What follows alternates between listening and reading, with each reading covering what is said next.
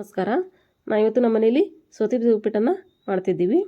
ನಮ್ಮ ಅತ್ತೆಯರು ಬೇಸಿಗೆ ಒಳಗೆ ಸೌತೆ ಬೀಜ ಮಾಡಿದ್ರು. ಅದ್ರ ಉಪ್ಪಿಟ್ಟನ್ನು ಹೆಂಗೆ ಮಾಡಬೇಕು ಅಂತ ನಾನು ನಿಮಗೆ ಇವಾಗ ತಿಳಿಸ್ಕೊಡ್ತಾ ಇದ್ದೀನಿ. ಮೊದಲೇದಾಗಿ ಒಂದು ಬೌಲಷ್ಟು ಸೌತೆ ಬೀಜ ತೊಗೋಬೇಕ್ರಿ. ಒಂದು ಈರುಳ್ಳಿಯನ್ನು ಸಣ್ಣದಾಗಿ ಹೆಚ್ಚಿಟ್ಕೋಬೇಕ್ರಿ. 2 ಹಸಿಮೆಣಸಿನ್ಕಾಯಿನ ಸಣ್ಣದಾಗಿ ಹೆಚ್ಚಿಟ್ಕೋಬೇಕು. ಕರಿಬೇವು, ಗಜ್ಜರಿ, ಶೇಂಗಾ, ಹೆಸರುಬೇಳೆ, ಉದ್ದಿನಬೇಳೆ, ಸಾಸಿವೆ, ಜೀರಿಗೆ ಇವೆಲ್ಲ ಬೇಕಾದಂಥ ಸಾಮಗ್ರಿಗಳು. ಮೊದಲೇದಾಗಿ ಒಂದು ಪಾತ್ರೆಗೆ ಸ್ವಲ್ಪ ಎಣ್ಣೆ ಹಾಕೋಬೇಕ್ರಿ.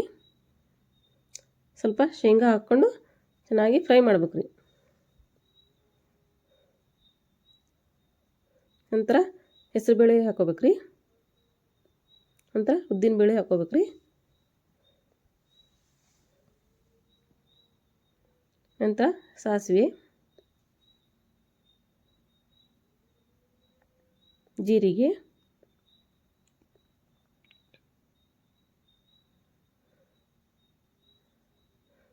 ಕರಿಬೇವು ಹಾಕ್ಕೊಂಡು ಚೆನ್ನಾಗಿ ಫ್ರೈ ಆಗ್ಬೇಕ್ರಿ. ಚಟಪಟ ಅಂತ ಸಿಡಿದಿರ್ತೈತ್ರಿ, ಫ್ರೈ ಮಾಡ್ಕೋಬೇಕ್ರಿ. ಅನಂತರ ಈರುಳ್ಳಿ ಹಾಕ್ಕೊಂಡು ಚೆನ್ನಾಗಿ ಫ್ರೈ ಮಾಡ್ಬೇಕ್ರಿ.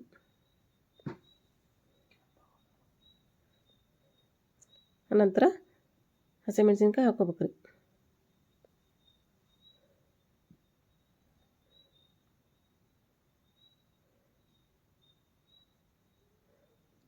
ಸ್ವಲ್ಪ ಗಜ್ಜರಿ ಹಾಕೋಬೇಕ್ರಿ. ಗಜ್ಜರಿ ಹಾಕೋದ್ರಿಂದ ಉಪ್ಪಿಟ್ಟು ಕಲರ್ ಚೆನ್ನಾಗಿ ಬರ್ತೈತ್ರಿ.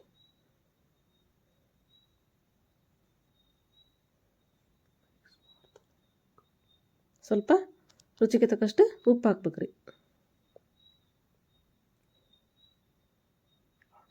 2 ಗ್ಲಾಸಷ್ಟು ನೀರು ಹಾಕ್ಬೇಕ್ರಿ. ಯಾಕಂದ್ರೆ 1 ಬೌಲಷ್ಟು ಸೌತೆ ಬೀಜ ತೊಗೊಂಡಿದ್ವಲ್ರಿ, ಅದಕ್ಕೆ 2 ಗ್ಲಾಸಷ್ಟು ನೀರು ಹಾಕ್ಬೇಕ್ರಿ.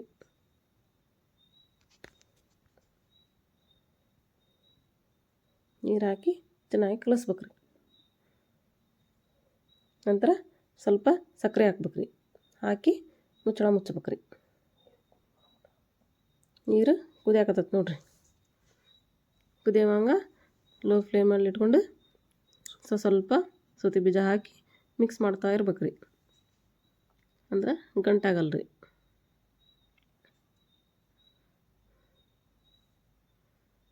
ಚೆನ್ನಾಗಿ ಮಿಕ್ಸ್ ಮಾಡ್ಬೇಕ್ರಿ ಸೌತೆ ಬೀಜ.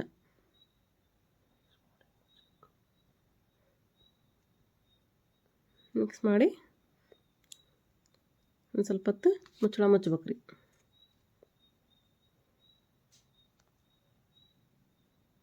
ಅಂತ ತೆಗೆದು ನೋಡಿದ್ರೆ ಸೌತೆ ಬೀಜ ಚೆನ್ನಾಗಿ ಬೆಂದಿರ್ತೈತ್ರಿ.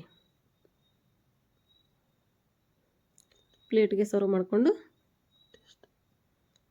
ಟೇಸ್ಟ್ ಅಂತೂ ಚೆನ್ನಾಗಿ ಬಂದಿರ್ತೈತಿ. ಕಲರ್ಫುಲ್ ಆಗೈತ್ರಿ. ನೀವು ಒಮ್ಮೆ ಟ್ರೈ ಮಾಡಿ ನೋಡಿರಿ. ನಮ್ಮ ಚಾನಲನ್ನು ಸಬ್ಸ್ಕ್ರೈಬ್ ಮಾಡಿ, ಶೇರ್ ಮಾಡಿ, ಲೈಕ್ ಮಾಡಿ, ಕಮೆಂಟ್ ಮಾಡಿ ಅಂತ ಹೇಳ್ತಾ ಥ್ಯಾಂಕ್ ಯು ಫಾರ್ ವಾಚಿಂಗ್.